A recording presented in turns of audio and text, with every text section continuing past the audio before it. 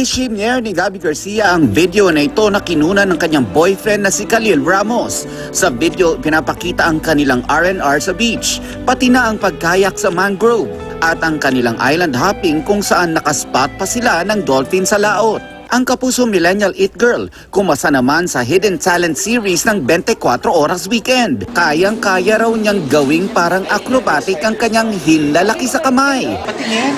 Sige. Walang buto yung thumb ko. Bukod pa dyan, meron silang secret language ng kanyang kapatid na gumagamit ng tenga.